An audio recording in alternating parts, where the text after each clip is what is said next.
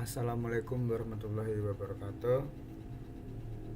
Baik, sebelumnya perkenalkan nama saya Jauzar Rafil Awahis dengan NIM 21191011107. Dan di sini saya akan sedikit menjelaskan tentang PID secara ringkas.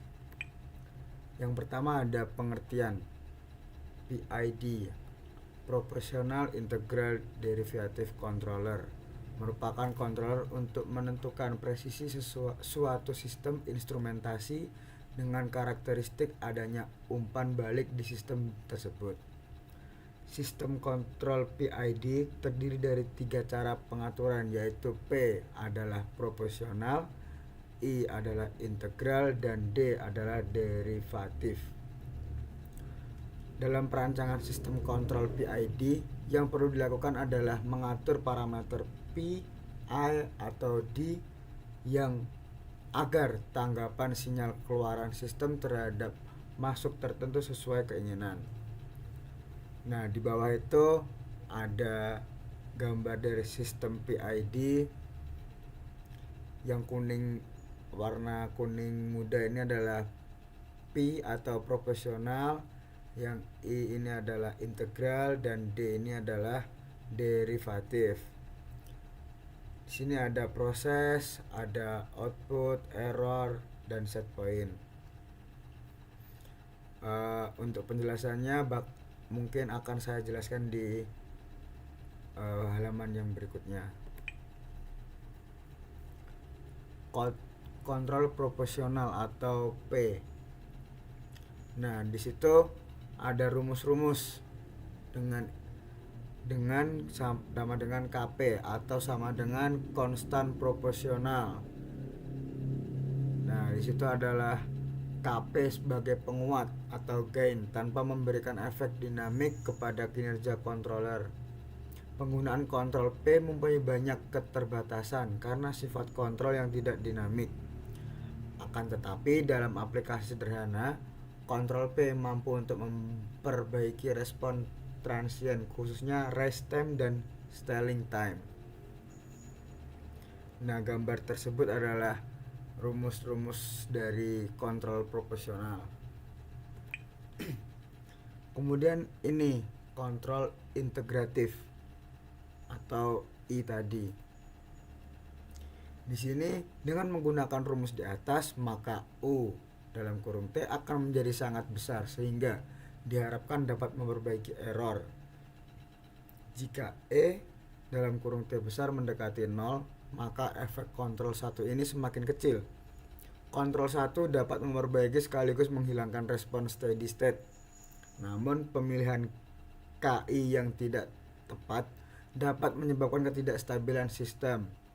Pemilihan KI yang sangat tinggi justru dapat menyebabkan output berosilasi karena menambah order sistem.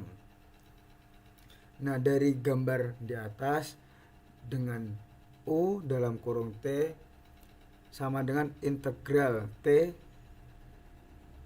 dt KI kecil, dengan KI adalah konstan integral, dan dari persamaan di atas maka G dalam kurung S sama dengan U, seperti pada di gambar yang sudah saya tampilkan.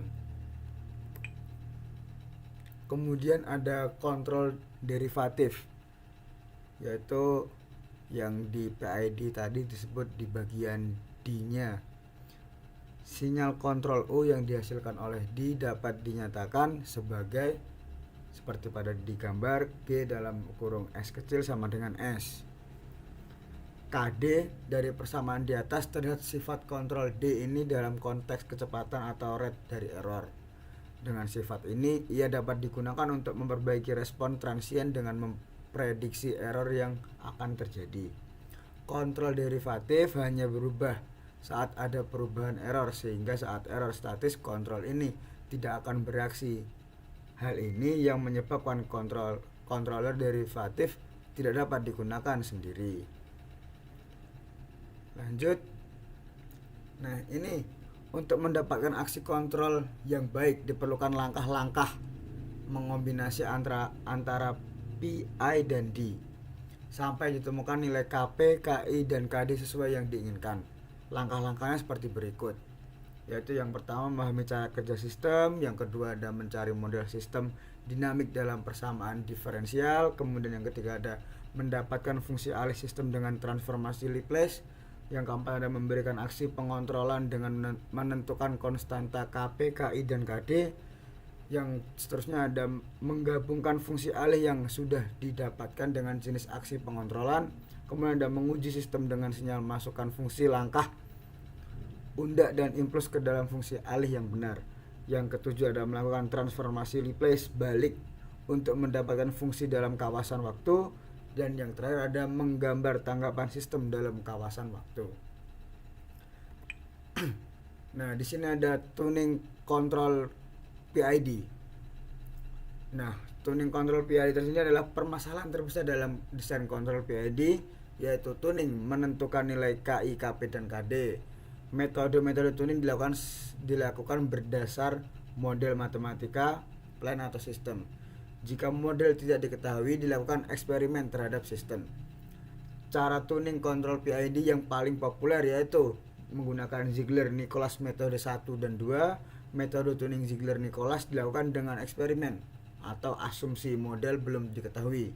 Metode ini bertujuan untuk mencapai maksimum overshoot atau MO 25% terhadap masukan step. Nah, tadi kan disebutkan metode tuning Ziegler-Nicholas. Nah, di sini saya akan menjelaskan metode tuning Ziegler-Nicholas yang pertama atau 1. Dilakukan berdasar eksperimen dengan memberikan input step pada sistem dan mengamati hasilnya. Sistem harus mempunyai step response, yaitu respons terhadap step, berbentuk kurva S.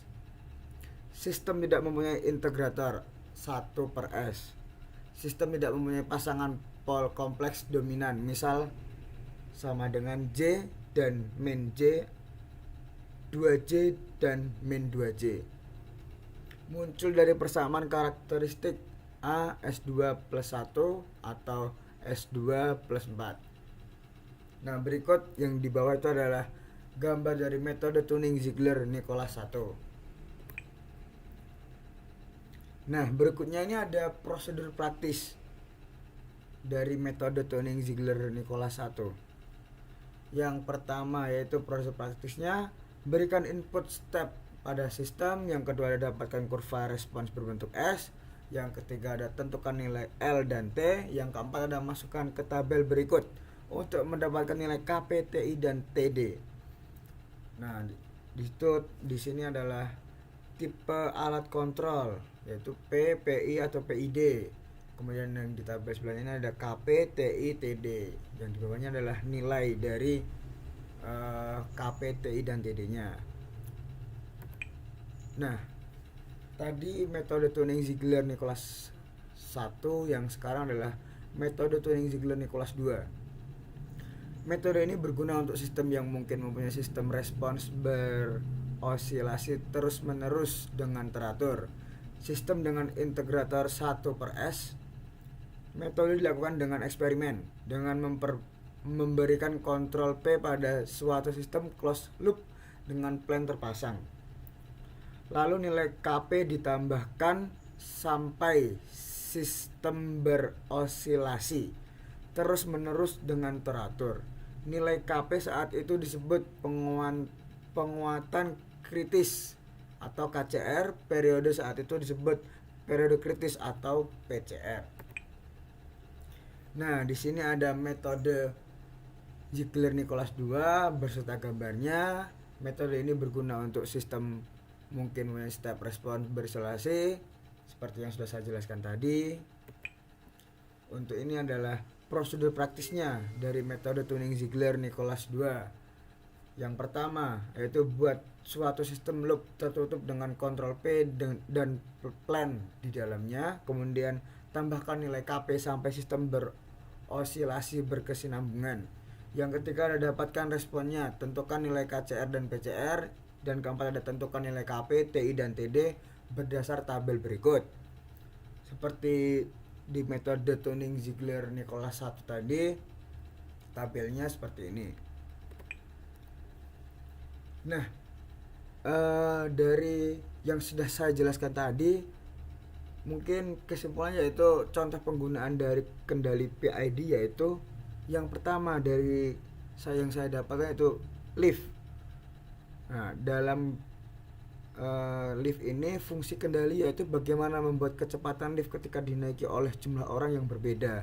Jadi dari jumlahnya pembebanan lift ini satu, ataupun satu lift diisi dengan satu orang, ataupun satu lift diisi dengan 5 orang, itu mempunyai kecepatan yang sama. Itu salah satu contoh kendali PID. Yang kedua yaitu kereta dengan menggunakan kecepatan 100 km per jam. Diumpamakan kereta ini mempunyai kecepatan 100 km per jam. Nah, kendali P ini mempunyai kendali untuk mempercepat start dari kecepatan 0 sampai ke 100. Itu untuk kendali P-nya. Untuk kendali I-nya yaitu untuk menjaga kecepatan ketika mencapai 100 km per jam agar tidak terjadi kenaikan ataupun penurunan. Kemudian yang terakhir ada kendali D. Nah, kendali D ini untuk menjaga kecepatan 100 km per jam selama kereta berjalan. Jadi saat kereta berjalan itu kecepatannya konstan 100 km per jam. Seperti itu. Nah, mungkin itu yang dapat saya sampaikan tentang PID. Mungkin cukup singkat dan semoga bisa dipahami. Terima kasih. Mungkin saya tutup. Assalamualaikum warahmatullahi wabarakatuh.